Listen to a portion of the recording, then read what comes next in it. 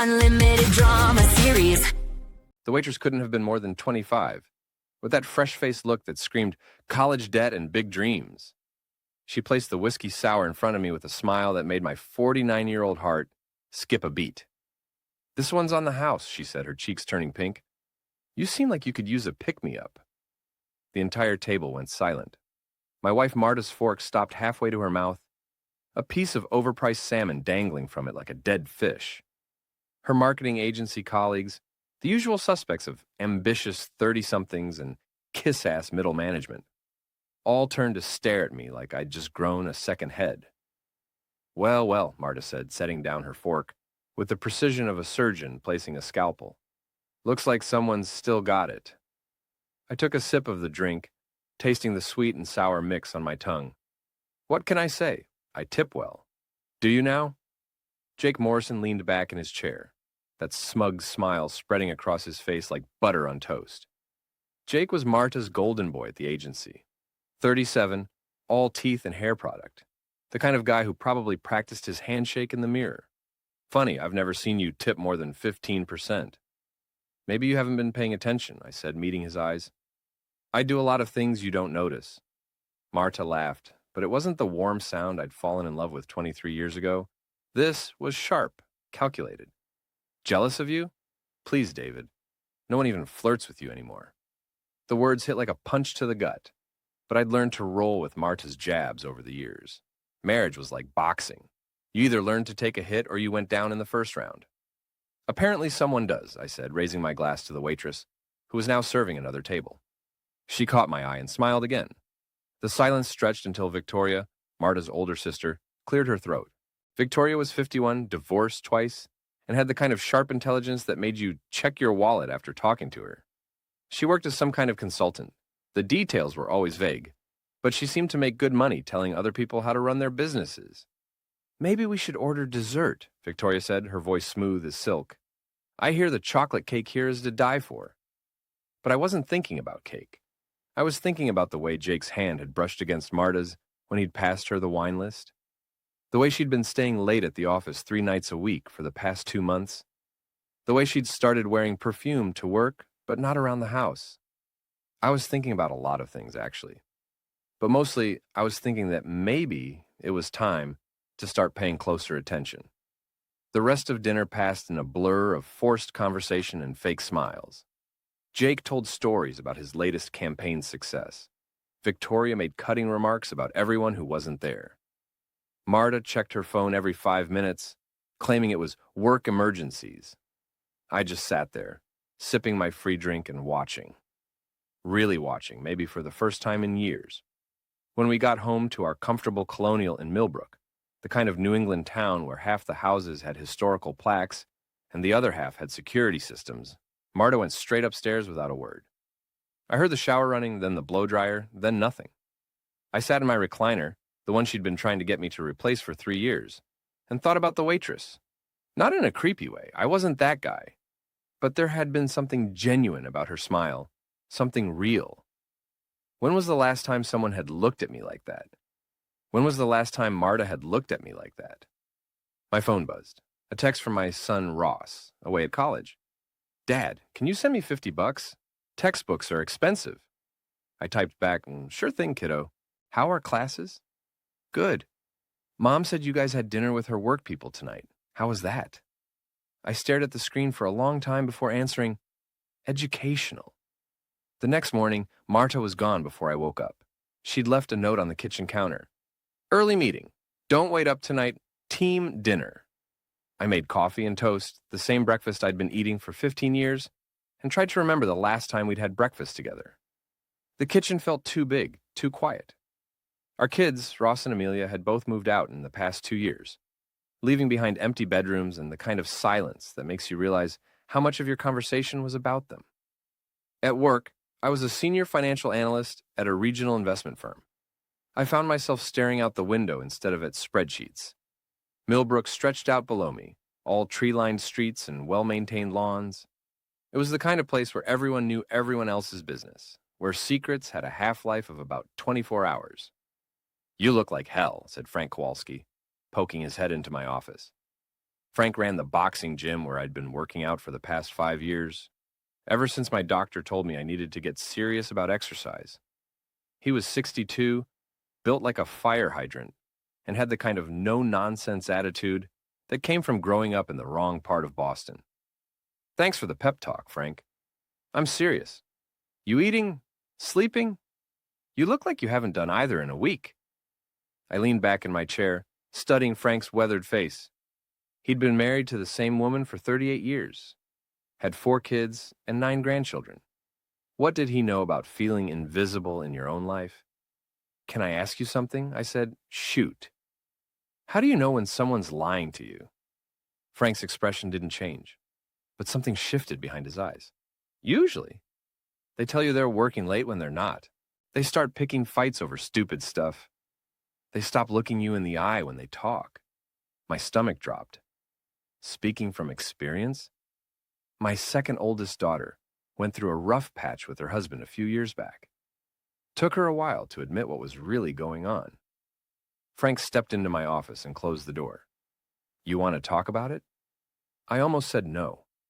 Almost went back to my spreadsheets and pretended everything was fine. But something about Frank's steady presence, his complete lack of judgment, made me want to tell the truth for once. I think Marta's having an affair. The words hung in the air like smoke. Frank nodded slowly, as if I'd just confirmed something he'd already suspected. What makes you think that? I told him about the late nights, the phone calls, the way she'd been distant for months. I told him about Jake and the way they'd acted at dinner. I told him about feeling like a stranger in my own house. When I finished, Frank was quiet for a long time. Finally, he said, "What are you going to do about it?" I don't know. Confront her? Hire a private investigator? Pretend I don't notice? None of those, Frank said. You're going to start paying attention, real attention. And you're going to document everything. Because if I'm right about where this is heading, you're going to need evidence. That afternoon, I left work early and drove to the gym. Frank had me work the heavy bag for 45 minutes straight, until my hands were raw inside the gloves and sweat was pouring down my face. But for the first time in months, my head felt clear. Feel better? Frank asked as I unwrapped my hands. Yeah, actually, I do. Good. Now go home and start paying attention. And David, whatever you find out, whatever happens, don't do anything stupid. Smart men win. Stupid men just make noise. I drove home through the familiar streets of Millbrook, past the coffee shop where Marta and I used to meet for breakfast when we were dating, past the park where we'd taught our kids to ride bikes. Everything looked the same, but something fundamental had shifted. I wasn't just David Henderson, reliable husband and father anymore. I was David Henderson, man with a mission. Marta's car wasn't in the driveway when I got home, even though it was past 7 and her team dinner supposedly started at 6:30. I sat in my kitchen, eating leftover pizza and thinking about Frank's advice. Start paying attention. Document everything. I opened a new notebook, the kind I used for work projects, and wrote down everything I could remember from the past few months. The late nights, the new clothes, the way she'd started going to the gym, but never seemed to lose weight or gain muscle. The credit card bills, I wasn't allowed to see anymore because she'd taken over the finances to give me one less thing to worry about. By the time I finished writing, it was almost 10 o'clock. Marta still wasn't home. I called her cell phone. It went straight to voicemail. Hey, it's me.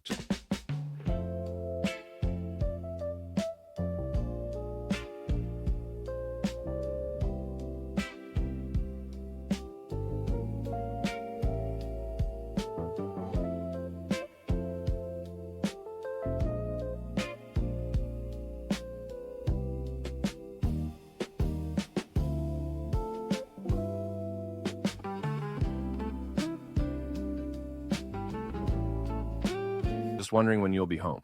Call me back. She didn't. At 11:30, I heard her car in the driveway. I was in bed pretending to read when she came upstairs. How was dinner? I asked. Fine, long. You know how these things are. She didn't look at me, just started getting undressed with her back turned. I'm exhausted. Can we talk tomorrow? Sure, but we didn't talk tomorrow.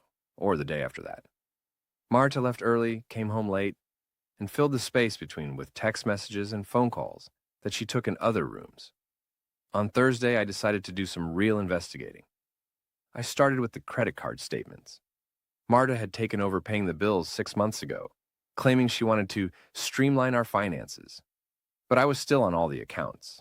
It took me 20 minutes to reset the passwords and log into our joint credit card. What I found made my blood run cold.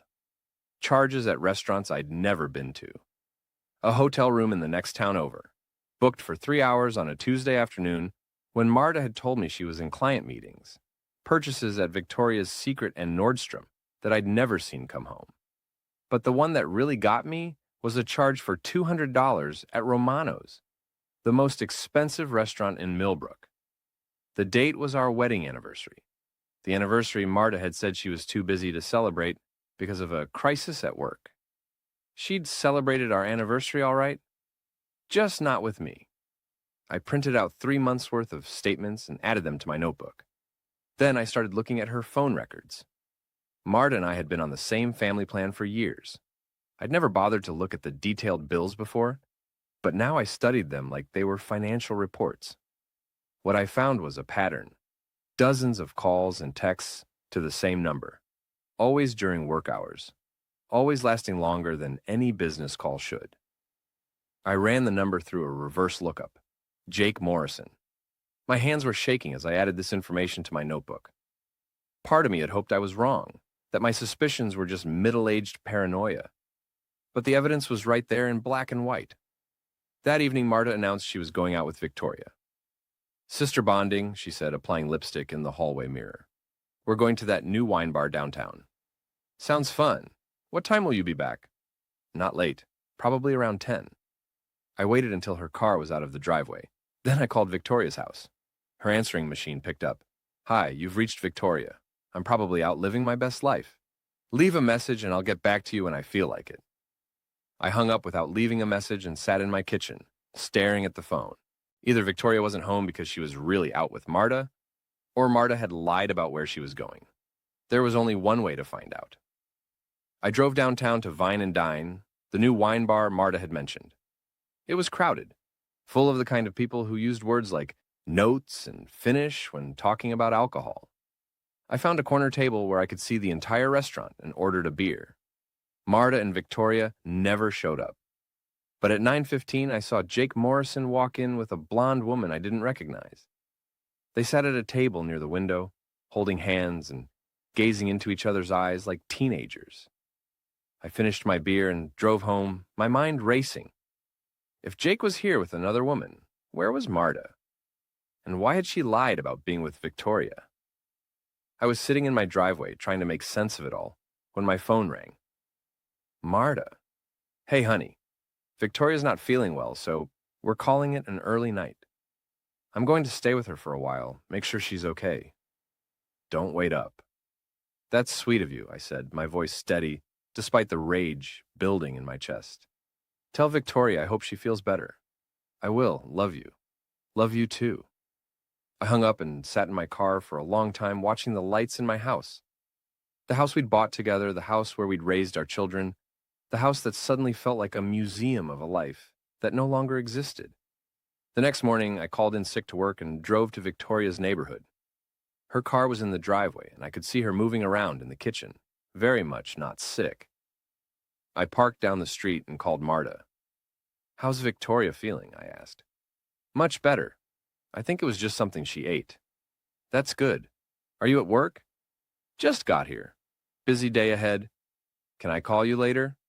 Of course, love you. Love you too. I hung up and drove straight to Marta's office building. Her car wasn't in the parking lot.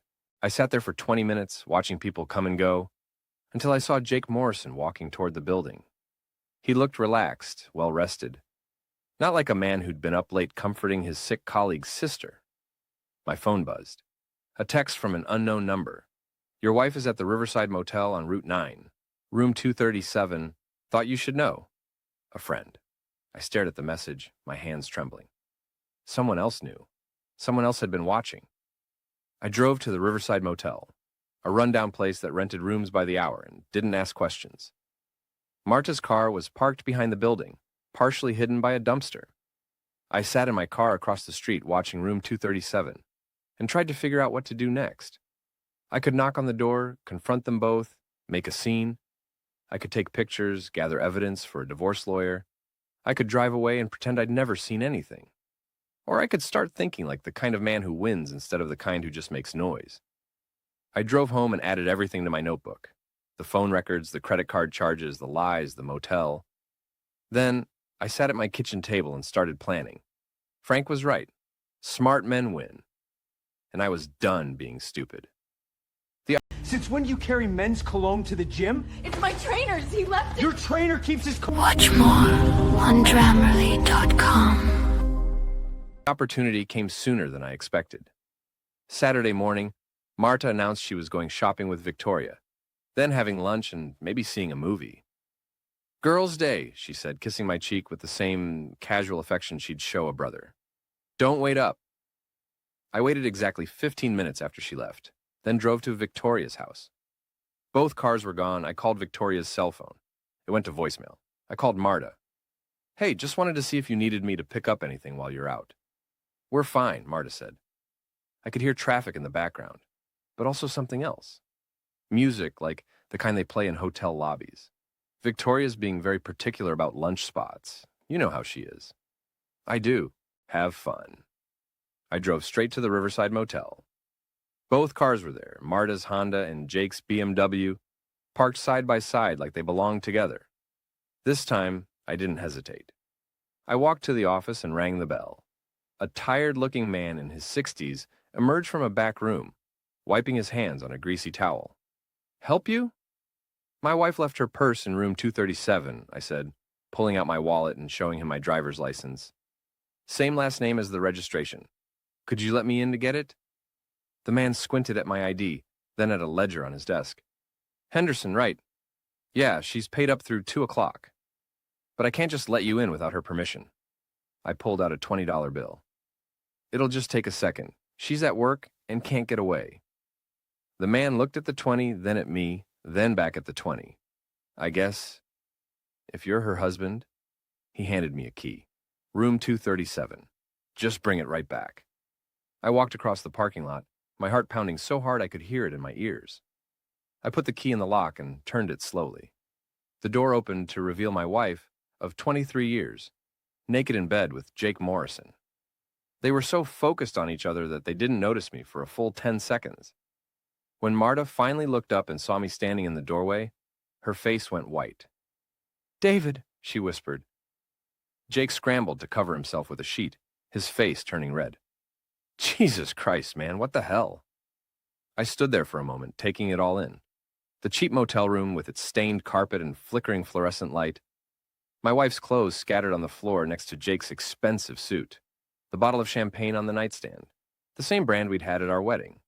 Don't stop on my account, I said, my voice surprisingly calm. I was just returning the key. I tossed the motel key onto the dresser and walked out, closing the door behind me. I returned the master key to the desk clerk, got in my car, and drove home. I felt strangely detached, like I was watching someone else's life fall apart. Marta came home 3 hours later. I was sitting in the living room reading a book when she walked in. We need to talk, she said. Do we? David, please, it's not what you think. I looked up from my book, a thriller about a man who discovers his wife is trying to kill him, which seemed appropriate. What do I think, Marta? She sat down on the edge of the couch, as far from me as possible. It just happened. Jake and I, we didn't plan this. It's just been so hard lately, with the kids gone and us growing apart, and he was there when I needed someone to talk to. How long? What? How long have you been screwing Jake Morrison in cheap motels? She flinched at my language. In 23 years of marriage, I'd never talked to her like that. 3 months, she whispered. 3 months. I nodded as if she'd just told me the weather forecast. And Victoria, is she part of this too? What do you mean? I mean, does she know? Is she covering for you? Helping you lie to your husband? Marta's silence was answer enough. I closed my book and stood up. I'm going to Frank's gym. When I get back, I want you gone.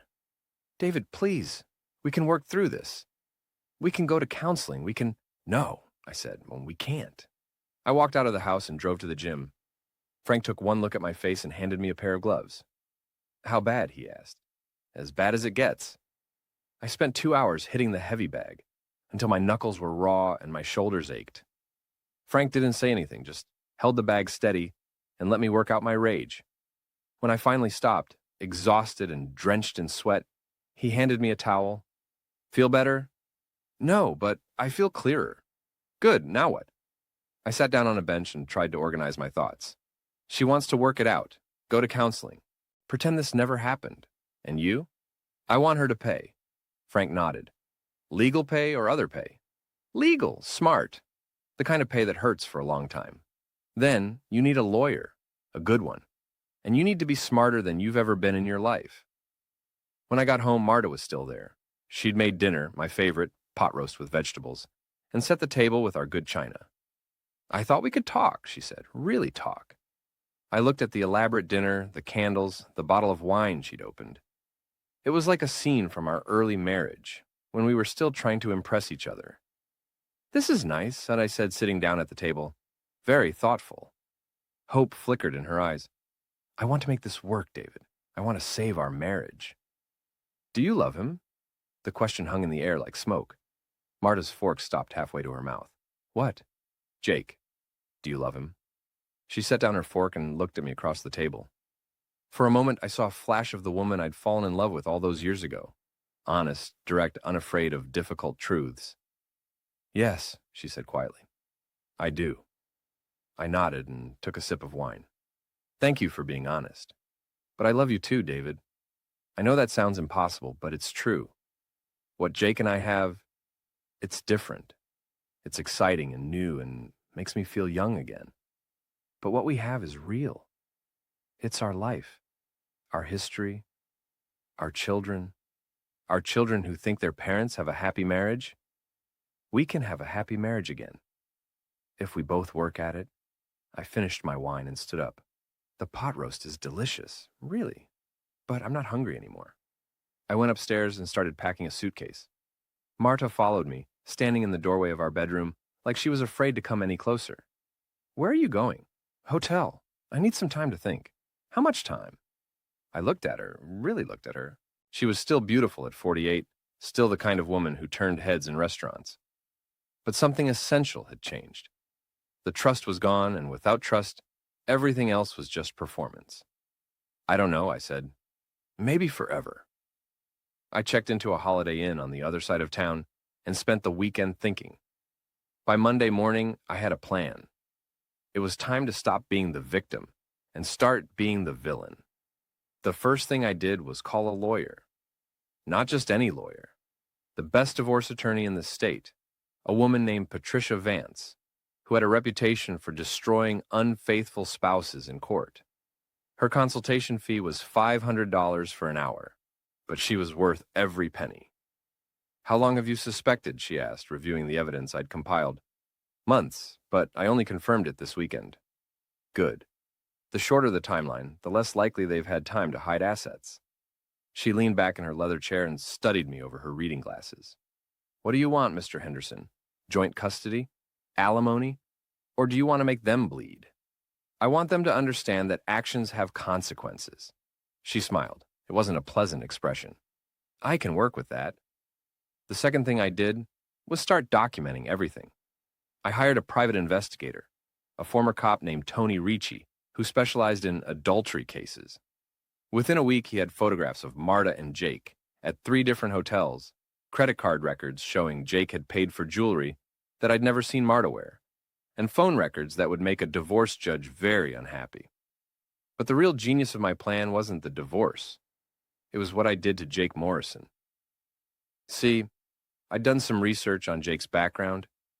He was ambitious, climbing the corporate ladder at Marta's marketing agency. He drove an expensive car, lived in a condo that cost more than most people's houses, and had a reputation as the golden boy who could do no wrong. He also had a girlfriend. Not Marta, another girlfriend. A 26-year-old account coordinator named Ashley, who thought Jake was going to marry her. I know this because I followed him for 2 weeks and watched him juggle 3 women like a circus performer. Marta on Tuesdays and Thursdays, Ashley on weekends, and a third woman, a client from his biggest account, on Wednesday afternoons. Jake Morrison wasn't just cheating on his girlfriend with my wife. He was cheating on my wife with 2 other women. I started with Ashley. I sent her anonymous photos of Jake and Marta at the motel, along with a note, "Thought you should know what your boyfriend does on Tuesday afternoons." Then, I sent similar photos to the client's husband, a businessman who owned a chain of auto dealerships and had a temper that was legendary in local business circles. Finally, I sent everything to Jake's boss, the CEO of the marketing agency where both Jake and Marta worked. I timed the deliveries so they'd all arrive on the same day, Wednesday at 2 p.m. By Thursday morning, Jake Morrison's life had imploded. Ashley confronted him at work, screaming at him in the lobby, loud enough for everyone to hear. The client's husband showed up an hour later, threatening to pull his account and sue the agency for unprofessional conduct. And the CEO called Jake into his office for a conversation that ended with security escorting him to his car. Marta called me that evening, hysterical. "They fired Jake," she sobbed. "Someone sent photos to his boss, to his girlfriend, to everyone. His career is ruined, David. Ruined." "That's terrible," I said, not feeling terrible at all. "Who would do such a thing?" "I don't know, but whoever it was destroyed him. He can't get another job in marketing, not after this. Word travels fast in our industry. What about you? Are you in trouble too?" "I'm on probation. The CEO said I showed poor judgment, but I'm a valuable employee, so they're giving me another chance." She paused. "David, I think someone's been watching us, following us. I'm scared." "You should be." The line went quiet. "What do you mean?" "I mean you should be scared, Marta. You should be terrified. Because whoever did this to Jake isn't done yet." I hung up and poured myself a drink. It was only the beginning. The next phase of my plan involved Victoria. Sweet, manipulative Victoria, who had been covering for her sister's affair and helping her lie to me for months. Victoria worked as a business consultant, which meant her reputation was everything. Her clients trusted her to be discreet, professional, and ethical. If word got out that she'd been helping her sister cheat on her husband, her business would suffer. So I made sure word got out. I created a fake email account and sent a message to every one of Victoria's clients, detailing her role in covering up Marta's affair. I included screenshots of text messages between the sisters, messages that Tony Ricci had somehow obtained through methods I didn't ask about. The messages were damning. Victoria hadn't just known about the affair, she'd encouraged it. She'd provided alibis, made reservations at hotels, and even loaned Marta money for new clothes to wear on her dates with Jake. But the worst message was one where Victoria wrote, "David's such a clueless idiot. He deserves what he gets for being so boring." Within 48 hours, Victoria had lost 3 major clients. Within a week, she'd lost 5 more. Her business was hemorrhaging money, and her reputation in Millbrook's small business community was destroyed. She called me on Saturday morning, her voice shaking with rage. "You son of a bitch," she hissed. "I know this was you." "I have no idea what you're talking about, Victoria. Those emails, those text messages, you're trying to destroy my business. Why would I do that? We're family. Because you're a vindictive, petty little man who can't handle the fact that his wife found someone better," I laughed. "Better? Jake Morrison? The man who was cheating on Marta with 2 other women? That's better." The silence on the other end of the line told me she hadn't known about Jake's other affairs. "That's right, Victoria. Your sister wasn't special. She was just another Tuesday afternoon appointment. But I guess you didn't know that when you were helping her destroy our marriage. You're lying. Ask Marta about Ashley. Ask her about the client from the auto dealership account. Ask her how it feels to be just another name in Jake Morrison's little black book." I hung up and went to the gym. Frank was waiting with a fresh pair of gloves. "How's the war going?" he asked. "We're winning." But I wasn't done yet, not even close. The final phase of my plan was the most satisfying, destroying what was left of Marta's reputation in our social circle. Millbrook was a small town where everyone knew everyone else's business. Marta and I had been part of a tight-knit group of couples for years. People we'd met through the kids' schools, neighbors, work friends. We had dinner parties, went on vacation together, celebrated holidays as an extended family. These people had looked up to us as the stable couple, the ones with the solid marriage who'd made it work through 2 decades and 2 kids. They'd asked us for advice about their own relationships, used us as an example of what marriage could be when both people were committed. I decided it was time they learned the truth. I started small with carefully placed comments at the grocery store, the coffee shop, the gym. Nothing dramatic. Just sad, resigned observations about how you never really know someone, how people change, how difficult it is when a marriage falls apart. I just never saw it coming, I told our neighbor, Mrs. Patterson, when she asked why Marta had moved out. 23 years, and I thought we were happy. But apparently she'd been seeing someone from work for months. Word spread like wildfire by